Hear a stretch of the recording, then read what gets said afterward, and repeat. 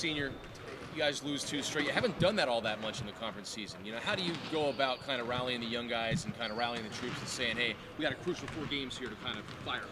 I think at this point of the season, everybody realizes how tough the A10 is. Everybody knows that each game is a different battle. And I don't have to say much. Guys already knew. Like we have a big 4 games left, trying to stay in the top 4 of the conference, which is really big come tournament time. So I think everybody's already locked in.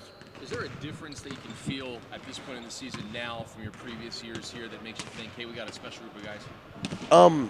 I think it's just our mentality. Every practice, everybody brings it. You can hear the energy in the gym after every game and after every practice and everything. So I think it's just our mentality. ShawnDre, as we get to the final part of this season, hoping to get to the NCAA tournament, how important is it to finish in the top 4 in the A10 to get an easier path to maybe getting there? It's extremely important. The A10 is tough, so every game is difficult, and you just want that bye in the tournament, just to limit the wear and tear on your body during the tournament. So it's extremely important. You talk about the double bye. You talk about Davidson. How dangerous is the matchup tomorrow? Davis is a great team. They have 2 great guys with Gibbs and Aldrich. The other guys can also really play. They can really shoot. They move the ball well. They're a tough matchup for anybody. How different are they as opposed to when you played them in your first conference game?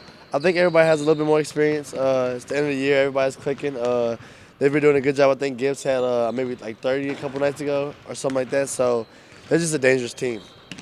You talked about, they're 2 big weapons, but then there are other guys too. As a defender, how tricky does it make it for you for really having to lock down on a guy, but then also not being overcommittal and opening up opportunities? You have to respect everybody. Everybody's a threat on the court, especially with that team. Anybody can score. Anybody can have good games on you. So you just have to be mindful of everybody and try not to disrespect anybody. With all that said, in the first matchup with Davidson, you guys fared pretty well. How much of that performance do you carry into Tuesday night with the success you had? We look back at the game film and see what we did right. They came back on us at the end of the game, so we see what we did wrong and just try to limit those mistakes. Coach said he wants to make sure you guys focus on the next game, not the previous game. Yeah. Is that easier said than done? What's the process to make sure this team does that? I think it's pretty easy at this point in the season. We just gotta let that game go, not even think about it unless we meet them again. So right now we're just locked in on Davidson. You mentioned the double byes. Is that like the rallying cry for this team now, and how much has that been talked about amongst the guys? We don't talk about it much. We talked about it once right after the game, and just keep it in our mind, and that's what we're playing for right now.